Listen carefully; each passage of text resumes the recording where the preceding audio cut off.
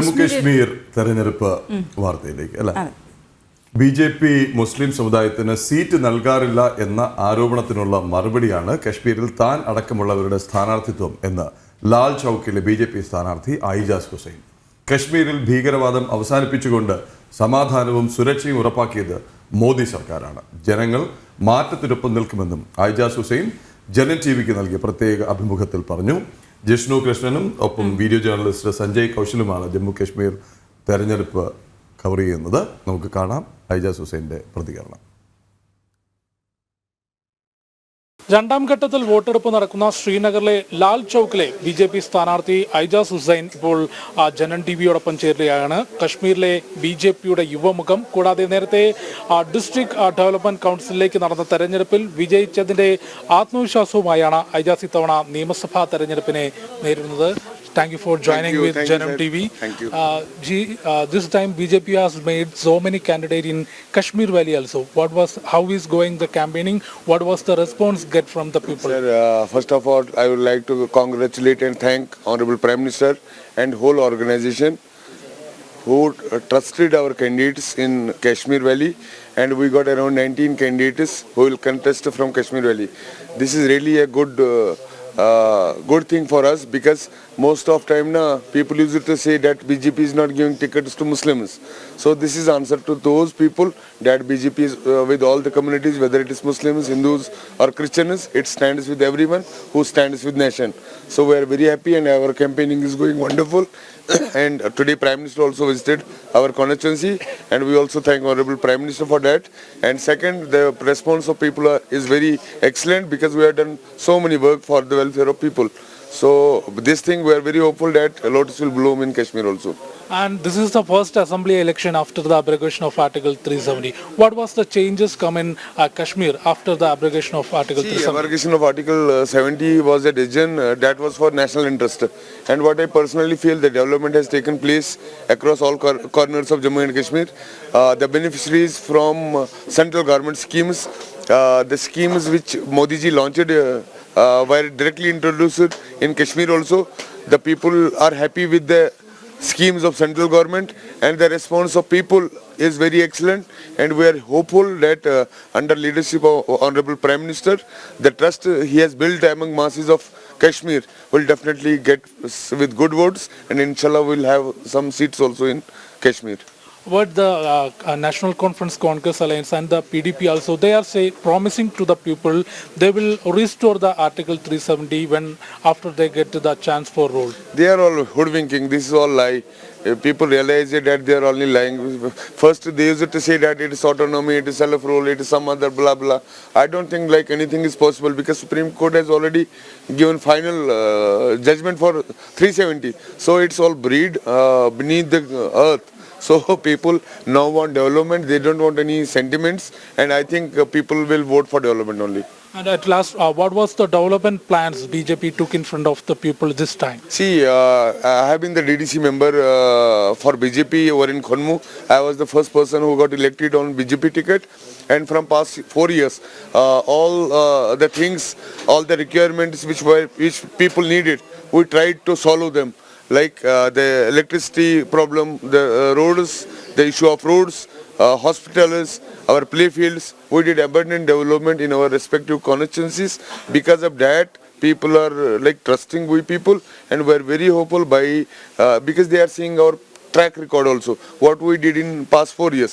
As a DDC member, we did wonderful job, and when people elected me as an MLA, I have my own manifesto for my constituency, and I am very hopeful that we'll come with the expectation of the people, and will definitely bring some relief to the people of Kashmir. Okay, all the best, all the best. Thank you, sir.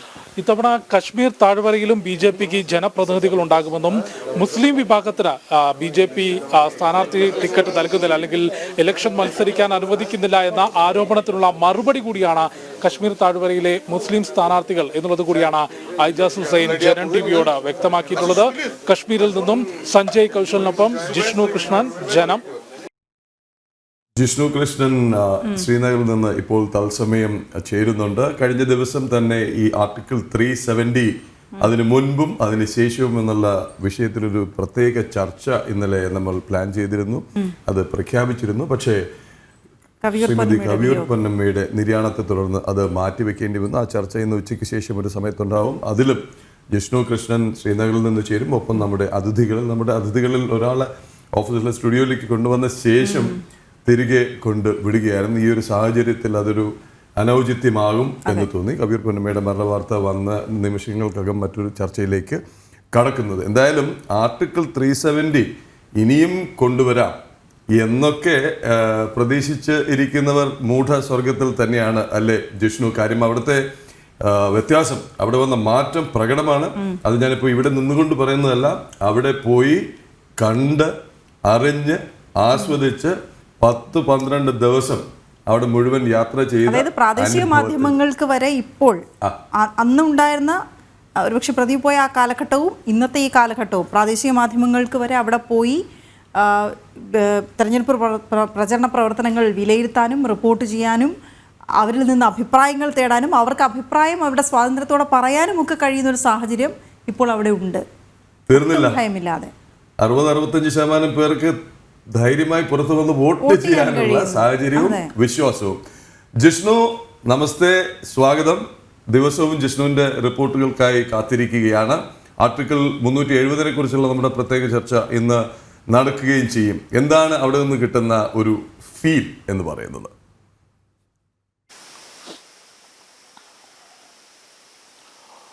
Pradeep namaste, good morning. തീർച്ചയായും ജമ്മു കാശ്മീരിൽ കഴിഞ്ഞ ഒരു 5 ദിവസത്തോളമായി നമ്മൾ യാത്ര ചെയ്യുമ്പോൾ രാഷ്ട്രീയം എന്തുമാകട്ടെ, വരാനിരിക്കുന്ന നിയമസഭാ തെരഞ്ഞെടുപ്പിന്റെ ഫലം എന്തുമായിരിക്കട്ടെ, അതിനപ്പുറത്തേക്ക് കശ്മീരിൽ വലിയ മാറ്റം വന്നിട്ടുണ്ട് എന്നുള്ളത് ഇവിടുത്തെ ജനങ്ങൾ തുറന്നു സമ്മതിക്കുകയും ഇനി വികസനമാണ്, അല്ലെങ്കിൽ ജനങ്ങൾക്ക് സമാധാനത്തോടെ ജീവിക്കാൻ, തൊഴിൽ ചെയ്യുന്നതിന്, കുട്ടികൾക്ക് വിദ്യാഭ്യാസം നൽകുന്നതിന് ഭാരതത്തിന്റെ മറ്റേതൊരു ഭൂപ്രദേശം പോലെ കശ്മീരും മാറുന്നതിനെ കശ്മീർ ജനത സ്വാഗതം ചെയ്യുന്നുണ്ട് എന്നുള്ളൊരു വലിയ ഫീൽ തന്നെയാണ് നമുക്ക് കശ്മീരിലെ ജനങ്ങളിൽ നിന്ന് ലഭിച്ചിട്ടുള്ള ഫീഡ്ബാക്ക്. ഒപ്പം നിരവധി രാഷ്ട്രീയ നേതാക്കളുമായി BJPയുടെയും PDPയുടെയും നാഷണൽ കോൺഫറൻസിൻ്റെയും എല്ലാം നിരവധി രാഷ്ട്രീയ നേതാക്കളുമായും നമുക്ക് സംസാരിക്കാൻ കഴിഞ്ഞു.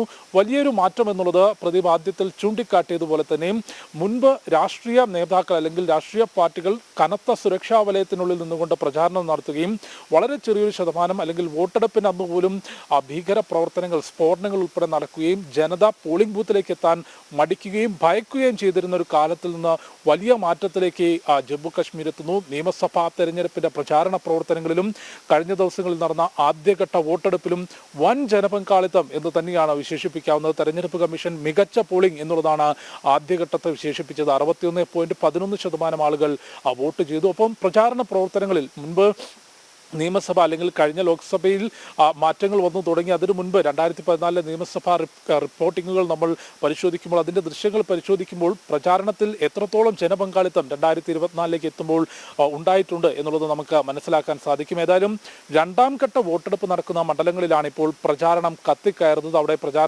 രണ്ടാം ഘട്ട പ്രചാരണം അവസാന ഘട്ടത്തിലേക്ക് എത്തുകയാണ്. ഇനി 3 ദിവസം മാത്രമാണ്, ഇന്നുൾപ്പെടെ 3 ദിവസം മാത്രമാണ് രണ്ടാം ഘട്ടത്തിൽ വോട്ടെടുപ്പ് നടക്കുന്ന ശ്രീനഗറും പൂഞ്ചും ഉൾപ്പെടെ മേഖലകളിലെ 26 മണ്ഡലങ്ങളിൽ പരസ്യ പ്രചാരണത്തിനുള്ള സമയമുള്ളത്. ഈ മണ്ഡലങ്ങളിൽ ശക്തമായ പ്രചാരണം നടക്കുന്നു. 9 മണ്ഡലങ്ങളിൽ കശ്മീർ വാലിയിലെ രണ്ടാം ഘട്ടത്തിൽ വോട്ടെടുപ്പ് നടക്കുന്ന ഏകദേശം 9ഓളം മണ്ഡലങ്ങളിൽ BJP സ്ഥാനാർത്ഥിയെ നിർത്തിയിട്ടുണ്ട്. അതിൽ ശ്രീനഗറിൽ ലാൽ ചൗക്കിലെ സ്ഥാനാർത്ഥി ഐജാസ് ഹുസൈന്റെ വാക്കുകളാണ് ഇപ്പോൾ പ്രേക്ഷകർ കേട്ടിട്ടുള്ളത്. വലിയ ആത്മവിശ്വാസം ഇത്തവണ കശ്മീർ താഴ്വരയിലും മുന്നേറ്റമുണ്ടാക്കാൻ സാധിക്കും എന്ന് BJP കരുതുന്നുണ്ട്. ഒപ്പം നാഷണൽ കോൺഫറൻസ് കോൺഗ്രസ് സഖ്യത്തിന്റെ ഭാഗത്തുനിന്നും ശക്തമായ പ്രചാരണം നടക്കുന്നുണ്ടെങ്കിൽ പോലും ആദ്യഘട്ട വോട്ടെടുപ്പ് കഴിഞ്ഞതോടെ ഈ സഖ്യത്തിൽ വലിയൊരു പാളിച്ച ഉണ്ടായിട്ടുണ്ട് എന്നുള്ളതാണ് മനസ്സിലാക്കേണ്ടത്.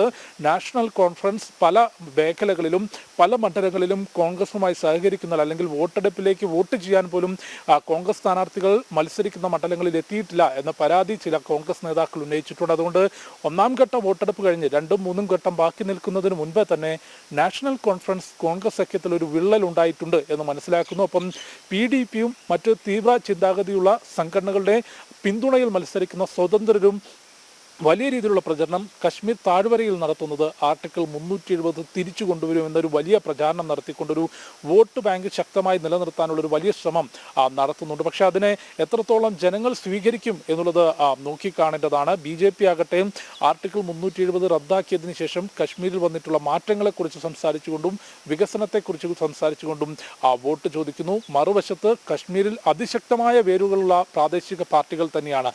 ജമ്മു കശ്മീരിൽ BJPക്കും കോൺഗ്രസിനും ദേശീയ തലത്തിൽ പ്രവർത്തിക്കുന്ന രണ്ട് പാർട്ടികൾക്ക് ശേഷം കശ്മീർ താഴ്വരയിൽ ഉൾപ്പെടെ അതിശക്തമായ വേരുകൾ ഉള്ള പാർട്ടികൾ തന്നെയാണ് നാഷണൽ കോൺഫറൻസും PDPയും. ഒപ്പം ചില തീവ്ര നിലപാടുകളുള്ള സംഘടനകൾക്കും ചില മേഖലകളിൽ സ്വാധീനമുണ്ട്. അതുകൊണ്ട് തെരഞ്ഞെടുപ്പ് ചിത്രം എത്തരത്തിലാകും, അല്ലെങ്കിൽ കഴിഞ്ഞ കാലങ്ങളിൽ ഉണ്ടായിരുന്ന ഒരു പതിറ്റാണ്ടിന് ശേഷമാണ് ജമ്മു കശ്മീർ നിയമസഭാ തെരഞ്ഞെടുപ്പിനെ നേരിടുന്നത്. അതുകൊണ്ട് തന്നെ 10 വർഷത്തിന് ശേഷം നടക്കുന്ന തെരഞ്ഞെടുപ്പ് തീർച്ചയായും മുൻപുണ്ടായിരുന്ന രാഷ്ട്രീയ സമവാക്യങ്ങൾ തിരുത്തി കുറിക്കുന്നതാകും എന്ന കാര്യത്തിൽ യാതൊരു സംശയവുമില്ല. ഏതായാലും തെരഞ്ഞെടുപ്പ് ഫലം എന്തു തന്നെയായാലും കശ്മീർ മാറ്റത്തിന്റെ പാതയിലാണ്. ഇവിടെയുള്ള ജനങ്ങൾ വികസനവും ഒപ്പം നേരത്തെ സൈന്യത്തിന് നേരെയുള്ള കല്ലേറും അത്തരത്തിൽ വിഘടനവാദ സംഭവങ്ങളും ഭീകരവാദ പ്രവർത്തനങ്ങളും സജീവമായി നിലനിന്നിരുന്ന താഴ്വരയിലെ പ്രദേശങ്ങളിൽ പോലും ഇന്ന് കുട്ടികൾ വിദ്യാഭ്യാസത്തിനും യുവാക്കൾ തൊഴിലിനും പ്രാധാന്യം നൽകിക്കൊണ്ടൊരു വലിയ മാറ്റം ജമ്മു കശ്മീരിൽ സംഭവിക്കുന്നു. ആ ഒരു പരിവർത്തനത്തിന്റെ പാതയിൽ നിൽക്കുമ്പോഴാണ് നിർണായകമായ നിയമസഭാ തെരഞ്ഞെടുപ്പ് കശ്മീരിൽ നടക്കുന്നത്. രണ്ടാം ഘട്ടത്തിൽ വോട്ടെടുപ്പ് നടക്കുന്ന ശ്രീനഗറും പൂഞ്ചും ഉൾപ്പെടെയുള്ള മേഖലയിലെ 26 മണ്ഡലങ്ങൾ ഈ മാസം 25-നാണ് വിധി എഴുതുന്നത്. അവിടെ പരസ്യ പ്രചാരണത്തിനുള്ള സമയം ഇനി 3 ദിവസം മാത്രമാണുള്ളത്. പ്രദീപ്. ഓക്കെ.